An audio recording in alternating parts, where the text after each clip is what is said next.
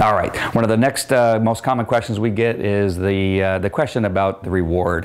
What is better, a food reward dog or a toy reward dog? And obviously the answer is toy reward, because 90% of the dogs out there doing detection work of any sort are toy reward dogs. Now you're going to find some food reward dogs. We even have a couple food reward dogs, but it's used in the same sense that a toy is used. In other words, the dog does the search, makes the find, and on occasion the dog will get the treat or get the toy, but doesn't get it every time. The worst thing you can have as far as a food reward dog is the type of dog that when they are not training, or when they're not working, that the only way they can get fed is if they find whatever it is that they are trained to find. So in this case, bed bugs. That is the worst way, because these are dogs that are working under stress. You want a dog that's always motivated for either food or for toy. And so when we select a dog, we find the toy to be the most effective, is because genetically this dog always wants the toy. They prefer the toy almost over anything.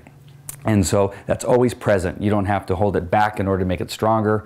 You don't have to, force the dog to, enforced retrieve techniques, which is an old technique and actually still used today, technique to teach a dog to go get a toy. This dog just genetically always wants to play with the toy and hunt for the toy.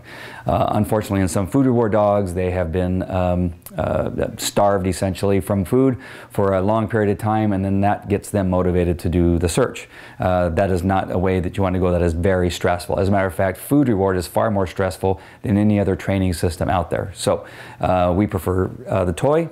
So do all the other police departments probably in the world, because it is the most effective. And when you find a dog that has that desire, like the type that we look for, it's always going to be there for you. Whether the dog is sick or injured, the dog will still want to do that type of job, because that genetic desire to hunt and play with a toy is very, very strong and always high. So there's your answer. Toy reward over food reward. On very few occasions we do use food with the right dog and with the right situation, but it's never through starvation. All right, hope that answers your question. Stay tuned for another frequently asked question.